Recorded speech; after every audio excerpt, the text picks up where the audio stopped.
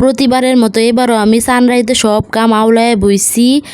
সানরাইতে সব কাম কইরা লাইম একদম গড় আমি টিপটপ রাখি, মানে অপরিষ্কার থাকলে আমার ভালোই লাগে না। আগেতেই তো পরিষ্কারই থাকে, তাও একদম পরিপাটি কইরা লাই।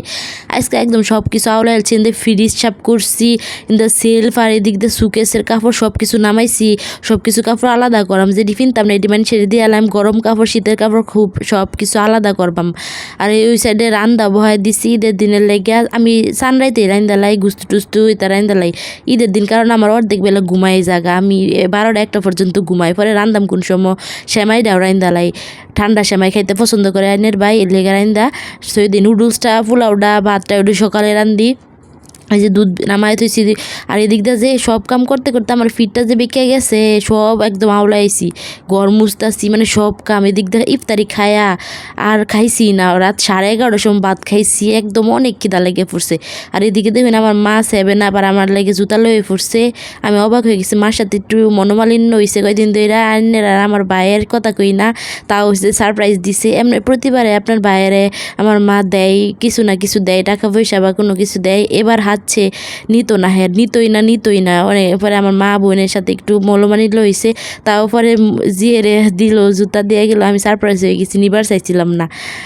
এরকম হয় কম বেশি সব পরিবারে। আর এদিকে দুধ নামায় থই দিছি, এই যে গুস্তু টুস্তু হয়ে গেছে। পরে সব কিছু করার পরে ঘুমাইছি রাত 3টার সময়।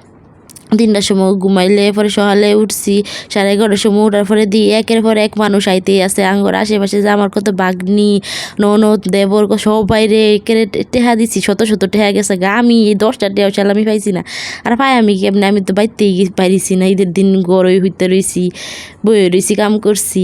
বাইরে গেলে সেন পাইতাম। সবাই বড় হয়ে ঠেকছি। পরিবারের আগে বড় সন্তান, শুধু সন্তান আসছিলাম, আর না বড় বউ হয়ে গেছি, সবাই দিতেই হয়। 2019 সালের পর থেকে আমার জীবনে ঈদ লয়ে কোনো মাতামাতি নাই, ঈদ লয়ে আমি কোনো কিছু ভাবি না, কোনো আনন্দ ফুর্তি নাই।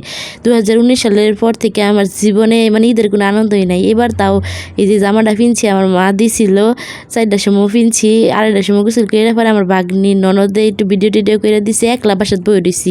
আমার আইনের ভাই আবার দুপুর হেগর বাইত খাইছে, রাঁধছি তাও হেগর বাইত খাইবা আমার হাতছে। আমি গেছি না, গরম লাগে, 2-3 মিনিট সময় লাগে, তাও গেছি না। আঙ্গুর বাইতে গেছি না, 1 মিনিট সময় লাগে। পরে আমার হইরে আমার লেগে পোলাও রোস্ট দিয়ে দিছে, পরে ওটি খাইলাম। আবার রাত্রে তো ভাত রাঁধতে লইব, তরকারি তো সব রান্দাই আছে। পরে সবাই গেছে গা, বাগনিরা সবাই গেছে গা। পরে আমি একা বাসাত বই রইছি। এখন মাগরিবের পরে একা বাসাত বই রইছি। আজকে আমার ননদ আইলো না, ননদের চাইলে আমি পাঠাই দিচ্ছি, দেখে মনে হইলে আইছে না। অন্যরা সবাই আইছে, সবাই কম বেশি দিচ্ছি, দিতে পারলেই মানে খুব ভালো লাগে। এখন বড় হয়ে গেছি আগের থেকে।